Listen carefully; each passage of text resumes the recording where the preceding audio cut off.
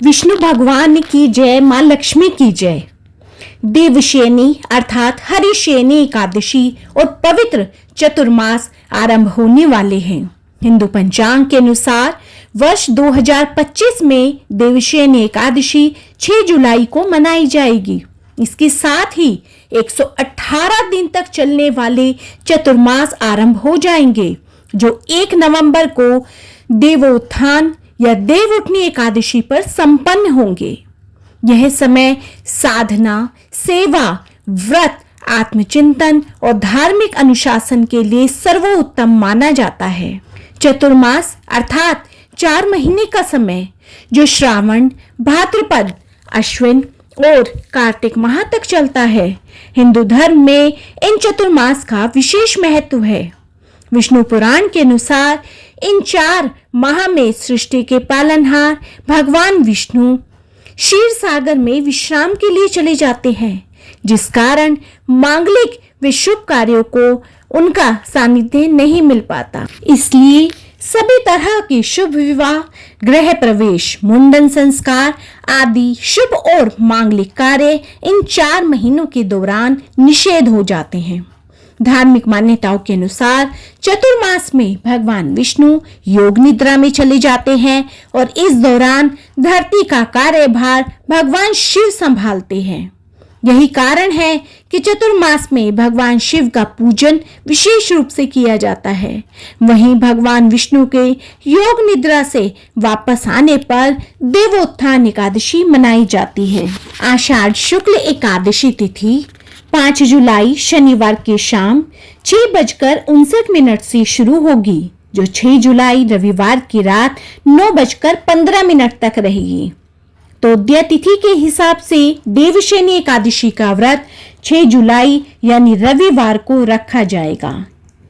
देवशयनी एकादशी का जो शुभ मुहूर्त है वह रहेगा सुबह 7:30 से 9:11 तक, सुबह 9:11 से 10:51 तक, फिर दोपहर को 12:04 से 12:58 तक, फिर दोपहर को ही 2:11 से 3:52 तक।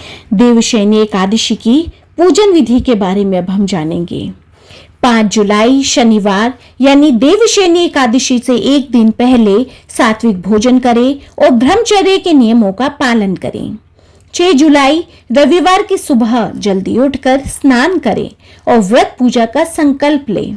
दिन भर व्रत के नियमों का पालन करें, यानी झूठ ना बोलें, किसी पर क्रोध ना करें, भोजन भी ना करें। अगर भोजन की आवश्यकता हो तो दूध या फलाहार ले सकते हैं।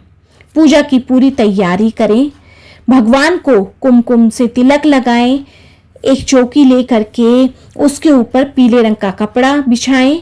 उसके ऊपर भगवान की, विष्णु भगवान की, माँ लक्ष्मी के प्रतिमा को रखें। फिर उसके ऊपर कुमकुम लगाएं, फूलों की माला पहनाएं और शुद्ध घी का दीपक जलाएं। इसके बाद भगवान को अबीर, चावल, फूल, रोली आदि चीजें एक एक करके चढ़ाते जाएं।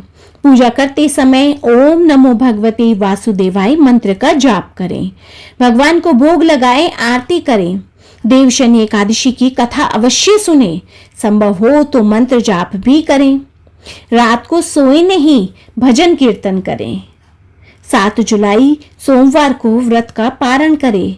जरूरतमंदों को दान करने के बाद स्वयं भोजन करें।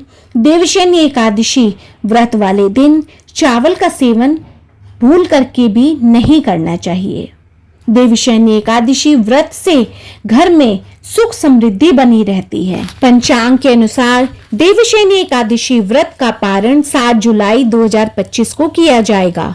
जो पारण का शुभ मुहूर्त रहेगा वह है सुबह 5:29 से 8:16 तक। इस दिन द्वादशी तिथि रात 11:10 पे समाप्त होगी, इसलिए व्रत का पारण सुबह करना ही शुभ होगा।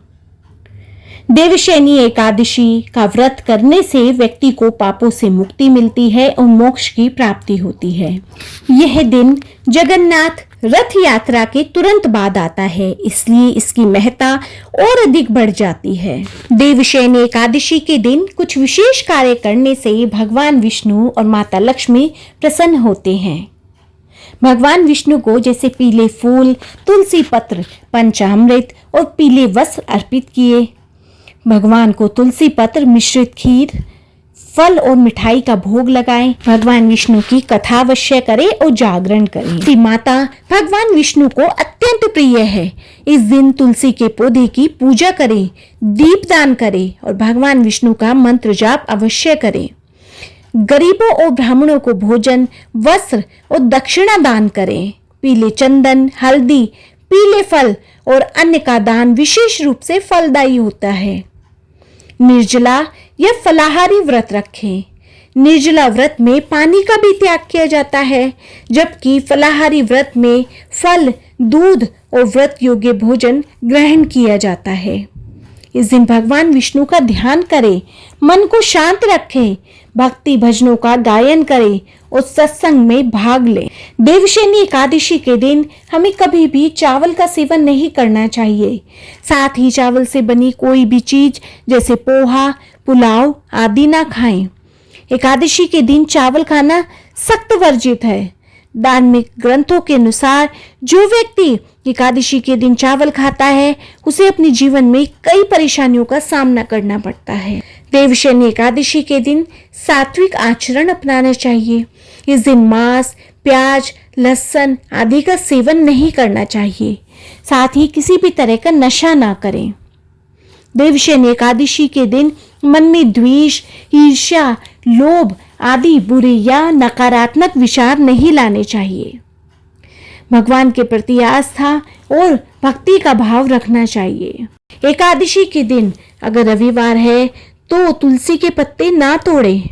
पूजा के लिए पहले से ही तुलसी पत्र तोड़ करके रखें और भगवान विष्णु के मंत्र का जाप करते रहें। ओम नमो भगवते वासुदेवाय नमः। तो बोलो विष्णु भगवान की जय, माता लक्ष्मी की जय। तो अगर आपको मेरी ये वीडियो पसंद आई हो तो मेरी वीडियो को ज़्यादा से ज़्यादा लाइक, शेयर एंड सब्सक्राइब कीजिए। बोलो विष्णु भगवान की जय।